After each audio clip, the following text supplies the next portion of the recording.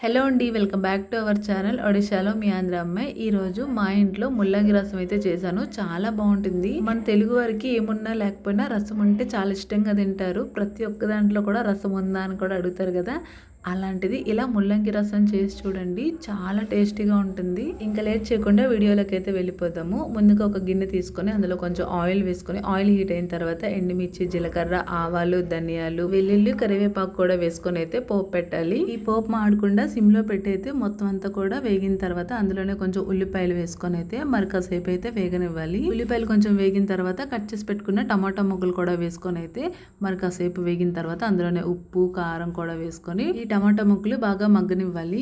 ఈ టమాటా ముక్కలు బాగా మగ్గిన తర్వాత ఇందులోనే కొంచెం వాటర్ వేసుకొని, మనం రసంకి ఎంత వాటర్ వేసుకుంటామో అంత వాటర్ వేసుకొని అందులోనే కడిగి పెట్టుకున్న చింతపండు కూడా వేసుకొని అయితే మరొకసారి కలుపుకొని, కొత్తిమీర కూడా వేసుకొని, ముందుగా కట్ చేసి పెట్టుకున్న ముల్లంగి దుంపలు కూడా వేసుకొని మరొకసారి కలుపుకొని అయితే ఈ రసాన్ని అయితే మరగనివ్వాలి. ఈ ముల్లంగి దుంప వల్ల చాలా ప్రయోజనాలే ఉన్నాయి. ఈ ముల్లంగి దుంప వారానికి 2-3 సార్లు తీసుకోవడం వల్ల బీపీ, షుగర్ అయితే కంట్రోల్ ఉంటుంది. అంతకు మించి ప్రయోజనాలు కూడా ఉన్నాయండి. ఖచ్చితంగా ట్రై చేయండి. ఈ రసం మరగడానికి 10 to 15 మినిట్స్ అన్న పడుతుంది. రసం మరిగిన తర్వాత ఒక స్పూన్ మిరియాల పొడి కూడా వేసుకొని మరొక 2 మినిట్స్ పాటు మరిగించుకొని కొంచెం కొత్తిమీర వేసుకొని స్టవ్ ఆఫ్ చేసుకుంటే మన ముల్లంగి రసం అయితే రెడీ అయిపోయిందండి.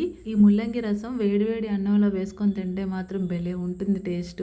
మెయిన్ మన తెలుగు వాళ్ళకి ఏమున్నా లేకపోయినా రసం ఒకటి ఉంటే చాలు కదా, చాలా ఇష్టంగా తింటారు. ప్లేట్లో అన్నం అంతా కూడా ఖాళీ అయిపోవాల్సిందే ఈ రసం వేసుకొని తింటే, అంత బాగుంది. మీరు కూడా ఈ ముల్లంగి రసం ట్రై చేసి ఎలా వచ్చిందో కామెంట్ చేయండి. వీడియో కనుక నచ్చితే కాస్త లైక్ చేసి సబ్స్క్రైబ్ చేసుకోండి. నెక్స్ట్ మీకు ఏ రెసిపీ కావాలో కామెంట్ చేసేయండి. Bye bye.